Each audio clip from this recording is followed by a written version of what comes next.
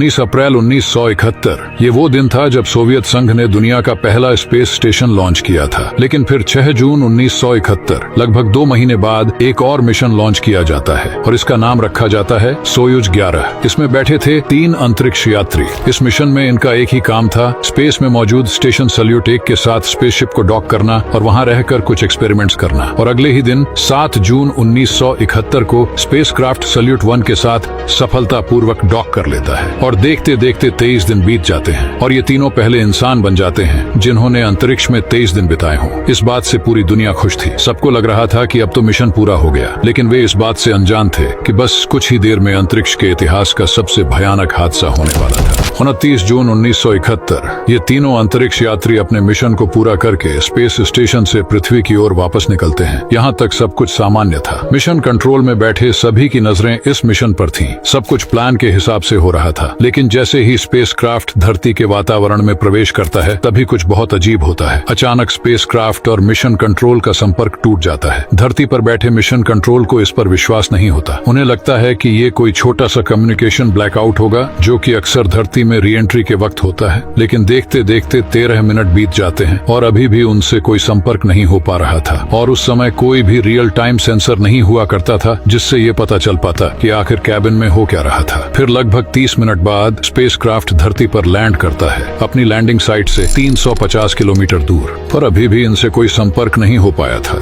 लेकिन सबसे दिलचस्प बात यह थी कि किसी भी एस्ट्रोनॉट ने स्पेस सूट नहीं पहना था, क्योंकि स्पेसक्राफ्ट की डिजाइन की वजह से उसके अंदर इतना जगह था ही नहीं। फिर कुछ देर बाद रिकवरी टीम उस लोकेशन पर पहुंचती है और जैसे ही कैप्सूल को खोला जाता है वे तीनों अंतरिक्ष यात्री मर चुके थे। तो कैबिन में आखिर ऐसा क्या हुआ जो 1 मिनट से भी कम समय में तीनों की वहीं मृत्यु हो गई? जानेंगे सब कुछ सोयुज 11 की इस दिल दहला देने वाली कहानी में।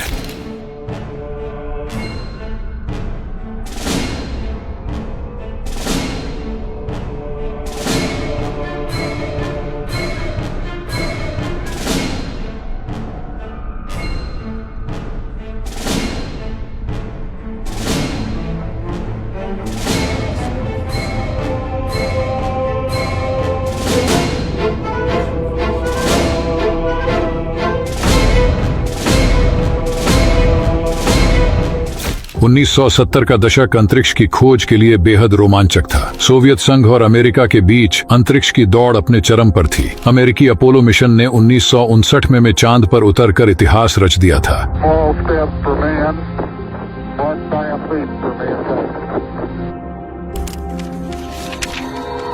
और सोवियत संघ इस सफलता के जवाब में कुछ नया करना चाहता था। उनका लक्ष्य था कि वे सबसे पहले अंतरिक्ष में एक मानवयुक्त स्टेशन स्थापित करें। इसी दिशा में पहला कदम था सैल्यूट 1, जिसे अप्रैल 1971 में कजाकिस्तान के बैकोनूर कॉस्मोड्रोम से लॉन्च किया गया था। यह दुनिया का पहला अंतरिक्ष स्टेशन था, लेकिन सोवियत संघ का पहला मिशन सोयुज 10 स्टेशन तक पहुंचने में विफल रहा। तकनीकी दिक्कतों के कारण वे अंतरिक्ष स्टेशन के अंदर नहीं जा सके। अब पूरी उम्मीदें सोयुज 11 पर टिकी थी, जो दुनिया का पहला सफल क्रू मिशन बनने जा रहा था, जो एक अंतरिक्ष स्टेशन में प्रवेश करेगा। सोयुज 11 एक विशेष डिजाइन के साथ बना था, जो इसे सफलतापूर्वक अंतरिक्ष में भेजने और स्टेशन के साथ डॉकिंग करने में सक्षम बनाता था। इसके कई मुख्य स्टेजेस थे। पहला था रॉकेट स्टेज। सोयुज रॉकेट का डिजाइन 3 मुख्य चरणों में विभाजित था। पहले चरण ने रॉकेट को लॉन्चिंग के तुरंत बाद ऊंचाई में तेजी से बढ़ने में मदद की। दूसरे और तीसरे चरण ने इसे कक्षा में स्थापित किया। इन चरणों ने रॉकेट की गति और ऊंचाई को नियंत्रित किया। दूसरा स्टेज था पैसेज मॉड्यूल। यह वह हिस्सा था जिसमें अंतरिक्ष यात्री बैठते थे। इसमें जिंदा रहने की सारी जरूरत की चीजें थी, जो oxygen, temperature control, radio systems, visual displace जैसे मॉनिटर स्क्रीन्स और अन्य आवश्यक लाइफ सपोर्ट की चीजें प्रदान करती थी। तीसरा स्टेज था ऑर्बिटिंग मॉड्यूल। यह हिस्से ने स्पेसक्राफ्ट को अंतरिक्ष में स्टेबिलिटी और दिशा प्रदान की। यह मॉड्यूल डॉकिंग प्रक्रिया के दौरान आवश्यक होता है, जिससे यह सुनिश्चित किया जा सके कि यान सही तरीके से स्टेशन से जुड़ जाए। और चौथा स्टेज था डॉकिंग सिस्टम। इस सिस्टम ने अंतरिक्ष स्टेशन के साथ सफल डॉकिंग को संभव बनाया। यह सुनिश्चित करता था कि स्पेसक्राफ्ट और स्टेशन के बीच एक सुरक्षित कनेक्शन बन सके। और आखिरी स्टेज था कॉकपिट। यहाँ पर अंतरिक्ष यात्री सभी तरह के ऑपरेशन कर सकते थे। इसमें आवश्यक उपकरण और कम्युनिकेशन सिस्टम्स थी, जो उन्हें पृथ्वी के मिशन कंट्रोल से संपर्क में रहने की मदद करता था। इस सब के बीच सोयुज 11 ने अपनी यात्रा शुरू की और इसके अंदर थे 3 astronauts: commander Georgy Dobrovolsky, flight engineer Viktor पाइत्सा मोसायेव और रिसर्च इंजीनियर व्लादिस्लाव वोल्कोव।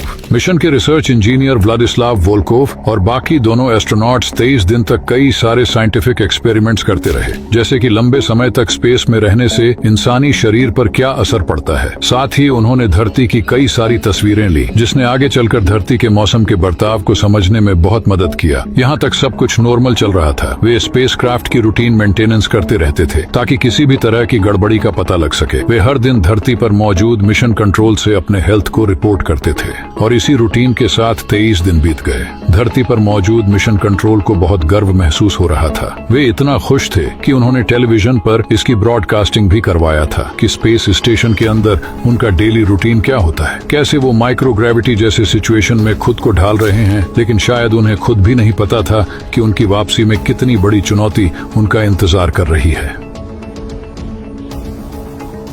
29 जून 1971 तीनों कॉस्मोनॉट्स जॉर्जी दोब्रोवोल्स्की, विक्टर पार्टसेव और व्लादिस्लाव वोल्कोव अपनी ऐतिहासिक अंतरिक्ष यात्रा के अंतिम चरण में थे। उन्होंने साल्यूट 1 से डॉकिंग तो सफलतापूर्वक की थी और 23 दिनों तक अंतरिक्ष स्टेशन पर काम भी किया था, लेकिन पृथ्वी पर लौटने की तैयारी के दौरान एक भयानक त्रासदी उनके सामने आने वाली थी, जिसकी किसी को उम्मीद नहीं थी। जैसे ही सोयूज 11 ने साल्यूट 1 से खुद को अलग किया और पृथ्वी की तरफ लौटने लगा, हर चीज योजना के अनुसार चल रही थी। लेकिन सोयूज 11 के अंदर कुछ ऐसा हो रहा था जिसका अंदाजा न तो मिशन कंट्रोल को था और न ही अंतरिक्ष यान के अंदर बैठे तीनों कॉस्मोनॉट्स को। यह त्रासदी केवल उड़ान के दौरान नहीं हुई थी, बल्कि इसकी जड़ें अंतरिक्ष यान के निर्माण और उसकी टेस्टिंग से जुड़ी थी। सोयूज 11 के डिजाइन में एक छोटी लेकिन घातक त्रुटि थी, वाल्व और सीलिंग सिस्टम में एक दोष जो उड़ान के दौरान किसी ने नोटिस नहीं किया था। यह वाल्व यान के दबाव को नियंत्रित करने के लिए डिजाइन किया गया था, ताकि जब यान पृथ्वी के वायुमंडल में प्रवेश करे तो वह खुद को संतुलित कर सके।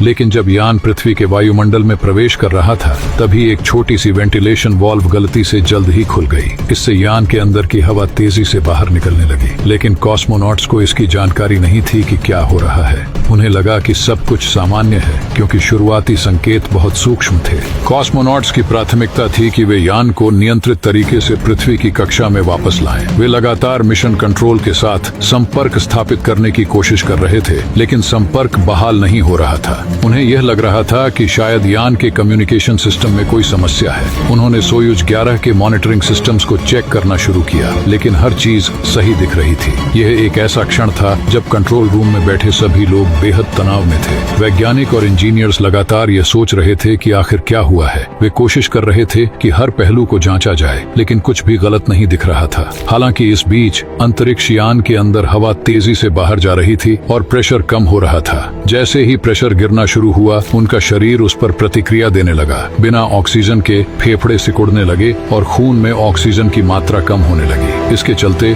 धीरे धीरे उनके शरीर में ऑक्सीजन की कमी हो गई और कुछ ही सेकंडों में वे बेहोश हो गए। यह पूरी प्रक्रिया इतनी तेजी से हुई कि उन्हें यह महसूस भी नहीं हुआ कि क्या हो रहा है। अगर उस वक्त उनके पास स्पेस सूट होते तो शायद वे बच सकते थे, लेकिन सोयूज 11 के डिजाइन में स्पेस सूट का प्रावधान नहीं था, क्योंकि इसे एक सुरक्षित मिशन के रूप में देखा गया था। उस वक्त के सोवियत मिशन में यह मान लिया गया था कि यान पूरी तरह सुरक्षित था और ऐसी कोई आकस्मिक स्थिति नहीं होगी। जैसे ही वाल्व ने ऑक्सीजन को बाहर निकालना शुरू किया, यान का प्रेशर इतना कम हो गया कि कॉस्मोनॉट्स के पास कोई मौका नहीं बचा। इस बीच मिशन कंट्रोल लगातार संपर्क बहाल करने की कोशिश करता रहा, लेकिन उनका हर प्रयास व्यर्थ गया। मिशन कंट्रोल को अंदेशा हो चुका था कि कुछ बहुत गंभीर हो चुका है, लेकिन उनके पास यान की अंदरूनी स्थिति के बारे में कोई जानकारी नहीं थी। यान धरती पर उतरने के लिए पूरी तरह से तैयार था। जब यान ने धरती पर सुरक्षित लैंड किया तो बचाव दल तुरंत वहां पहुंचा। उन्हें लगा कि यह सिर्फ एक तकनीकी समस्या थी और कॉस्मोनॉट्स सुरक्षित होंगे, लेकिन जैसे ही उन्होंने यान का दरवाजा खोला, उन्हें तीनों कॉस्मोनॉट्स मृत अवस्था में मिले। कैबिन के डिप्रेशराइजेशन ने तीनों की जान ले ली।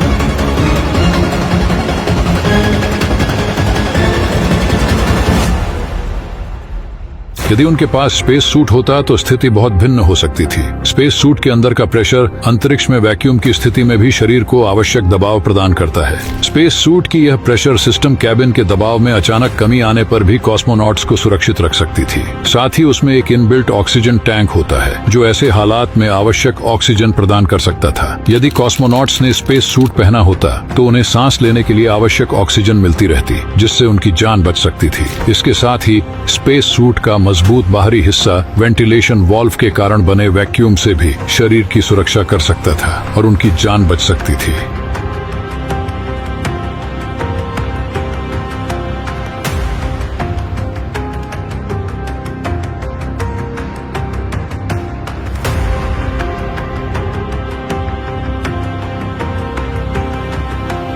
दो अगस्त 1971 सोयूज 11 एस्ट्रोनॉट्स के फ्यूनरल के ठीक एक महीने बाद अपोलो 15 मिशन के एस्ट्रोनॉट्स डेविड स्कॉट और जेम्स इरविन उनकी याद में चांद पर एक छोटा सा मेटल पीस को रखते हैं जिसमें तीनों एस्ट्रोनॉट्स और मिशन के बारे में लिखा गया था। इसके बाद सोवियत संघ अपने डिजाइन्स में कई इंप्रूवमेंट करता है और फिलहाल के लिए स्पेस में मौजूद साल्यूट 1 को डीऑर्बिट कर दिया जाता है और इस तरह सोयूज 11 इतिहास के पन्नों में अपनी जगह बना लेता है। हालांकि इसे अपोलो मिशंस की तरह मीडिया कवरेज नहीं मिलता क्योंकि सोवियत यूनियन नहीं चाहती थी कि उन्हें एक कमजोर देश की तरह देखा जाए। वीडियो पसंद आया हो तो सब्सक्राइब कर लीजिए क्योंकि इस चैनल पर ऐसी इंटरेस्टिंग स्पेस वीडियोस आती रहती है और मिलते हैं किसी दूसरे वीडियो पर। धन्यवाद।